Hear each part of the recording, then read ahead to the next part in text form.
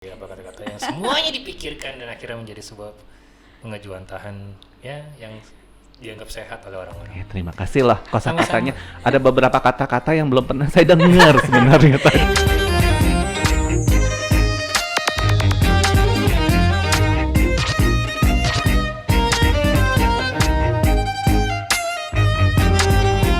Recycle Bin Podcast. Celotehan daur ulang bermanfaat. Yeay, welcome. Hai. Hai. Hai, hai. Hai Lanang. Dari penampakan anak, kira-kira teman-teman podcast tahu nggak ya? Iya. Jadi kita hari ini apa? Ini hari ini spesial banget ya. Biasanya kita berdua gitu ya. Sekarang ada ganjil nih, tambahin Iya, satu orang. benar. Ganjil. Lanang. Ini sesuatu yang mau kita lakukan dari beberapa waktu lalu ya. Betul, Oke. betul. Tapi ternyata memang baru sekarang nih bisa kejadiannya. Nah, oke. Kenapa sih Mbak Pi kita mengundang bintang tamu hari ini? Narasumber. Narasumber ya. Narasumber kita karena kita mau ngebahas kayak yang di film Korea sempat hits. Oh ya. It's okay. Not to be okay. Iya. Right? Tapi Oke. secara realita bahwa ada kok gitu, nggak cuma di sinetron Korea, drama Mhm, Korea, tapi mhm, dalam mhm. kehidupan nyata pun ada. Mungkin ini aja ya garis besar aja ya, film itu tuh menceritakan tentang apa sih Mbak Pi? Lu udah nonton belum? Udah nonton sih, Coba. cuman kayaknya lebih enak lu deh yang jelasin. Terus lempar-lemparan nih. Lana udah nonton belum? Udah nonton belum, Lanang? Iya, Kalau nggak Lanang aja yang jelasin. Gimana caranya? Coba udah nonton kan? Belum. Saya ngapain nonton? Udah ngeliat diri sendiri kan, udah jadi tontonan. Menghibur. Nah, Nah, itulah jadi makanya kita based on Story. film itu, Iya. ya kita coba mengulik. Jadi film tersebut itu menceritakan tentang seseorang yang memiliki eh, gangguan jiwa, ya Ya sesuatu kan? yang spesial gitu Heeh. sebenarnya, ya gangguan kan? jiwa. Tapi mereka masih dapat berkarya, Betul, masih betul. bisa bergaul Mhm. dengan masyarakat. Mhm, mhm. Intinya memang mereka unik, tapi mereka masih bisa Mhm. hidup seperti orang normal pada pada umumnya. Pada umumnya, kalau nggak salah di cerita tersebut itu ada satu yang jadi ceritanya itu dia ada dua orang kakak beradik ya, kakak Iya. beradik. Salah satunya kakaknya Iya. itu punya penyakit gangguan jiwa, iya, autisme ya, autisme kan. autisme. Jadi adiknya harus ya hidup bersama kakaknya Iya. berdua gitu ya, dan ternyata kakaknya juga masih bisa kok berkarya gitu Iya, walaupun dengan bener, kondisi yang spesial betul seperti itu. banget. Iya. Nah, oke. Jadi garis besarnya itu. Garis besarnya Ah, adalah kayak yang ada di drama Korea itu juga ada loh dalam kehidupan sehari-hari kita, sehari-hari.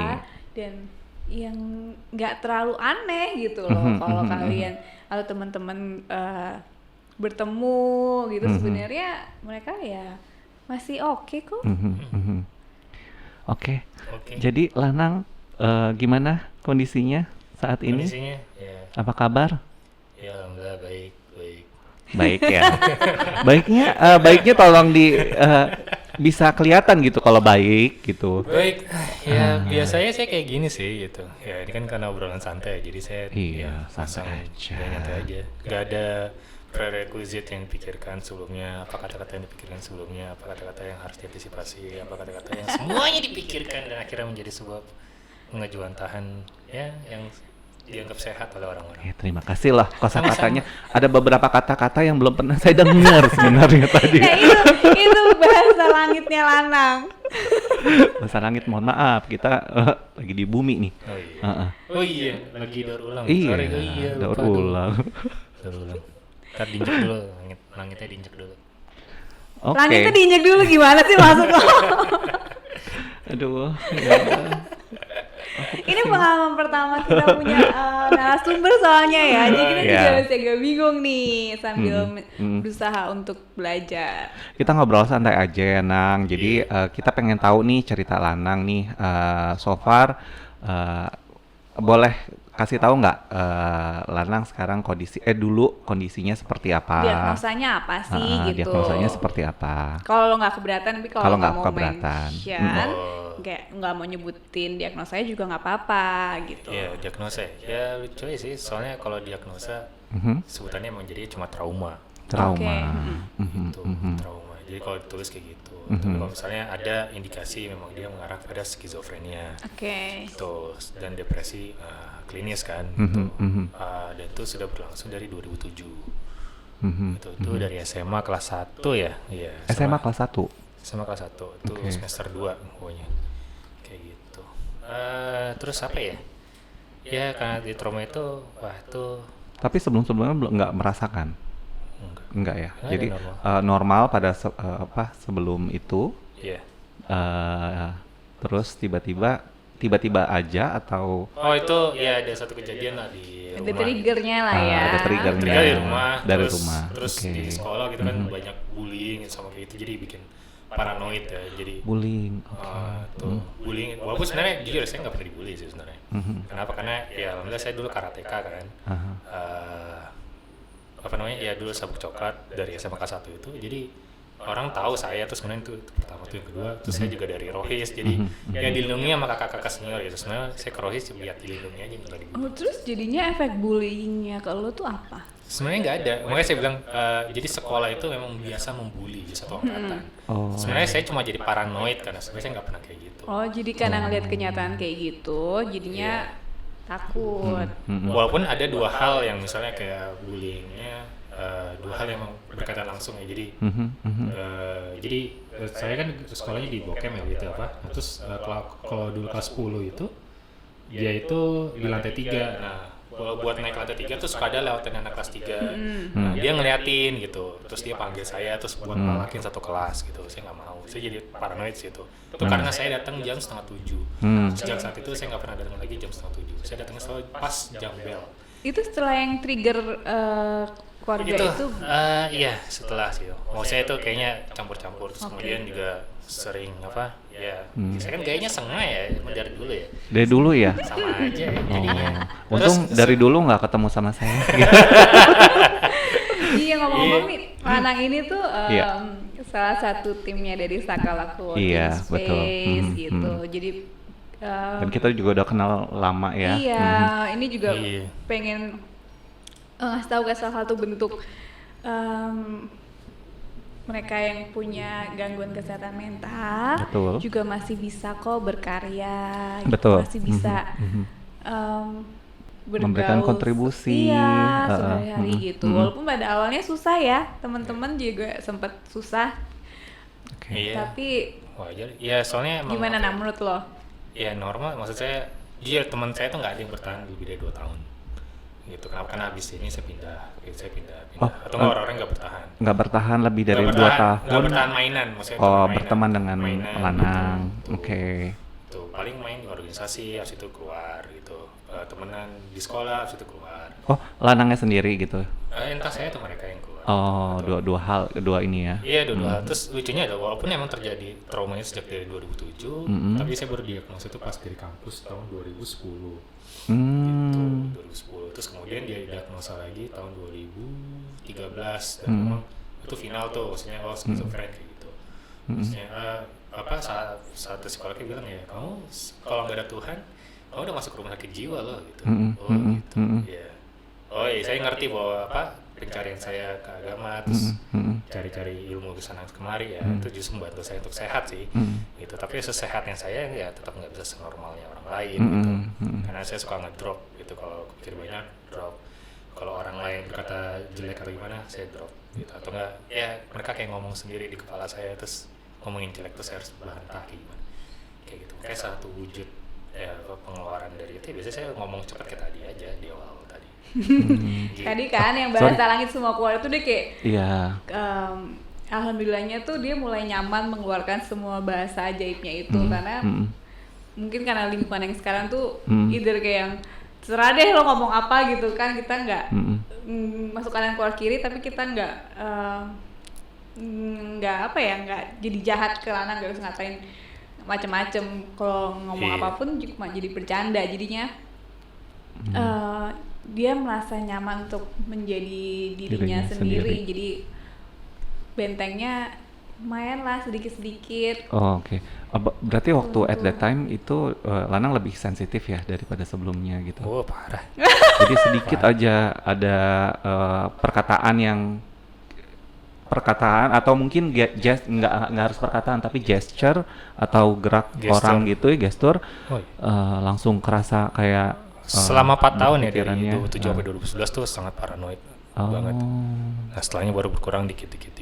Jadi dan teman-teman juga biasa ya komentarnya sama biasanya. Kalau aneh, omongannya aneh, pikirannya ribet gitu. Emang. Jadi sekarang kalau tahu dia lagi ribet nih, ya udahlah kita yang kayak Lanang lagi ribet nih gitu, biarin aja gitu. Jadi buat kalau misalkan teman-teman di luar punya teman-teman yang punya sedikit masalah dan gangguan kesehatan mental, kalau dia udah bilang, ya kita juga kasihlah lingkungan yang kondusif buat mereka. Ya nggak sih, Nang? Iya. Itu mau bantu nggak sih kalau lo punya lingkungan yang kondusif? Bantu ya, karena itu jadi mencari regularitas ya. Dari kebiasaan yang saya tahu itu aman gitu, dan saya percaya bahwa itu aman. Tapi masalahnya kadang tuh seperti diri salah satu alasan saya kenapa saya suka pindah-pindah lingkaran pertemanan atau enggak tempat organisasi atau tempat aktivitas, karena udah berapa lama di situ kok kayak nggak nyaman gitu. Karena saya berusaha untuk menjadikan itu nyaman, tapi karena itu persepsi itu susah gitu, jadi harus ditampakkan gitu. Kayaknya ya di Sakala ya bisa kelihatan karena kayak gitu. Jadi secara normalnya lingkungan yang aman tuh buat lo tuh yang kayak gimana? Jadi supaya teman-teman yang lain kalau punya keluarga atau teman juga bisa membantu menciptakan lingkungan yang aman dan nyaman dan kondusif untuk memperbaiki kesehatan mental mereka gitu. Kalau di saya ada yang spesifik, intinya jangan ngomong bodoh depan saya. Oh, jadi kalimat itu yang benar-benar ini banget ya? Ya, jadi maksudnya adalah kalau orang ngomong tanpa apa yang dia pahami yang dimaksud, tapi dia ngomong saya kesal. Kayak gitu. Terus kayak, ya kok itu ntar pikiran udah kemana-mana. Gitu. Iya, maksud gue gini, lingkungan apa sih yang perlu yang bikin ya intinya adalah pembuatan intinya harus bahasa bumi.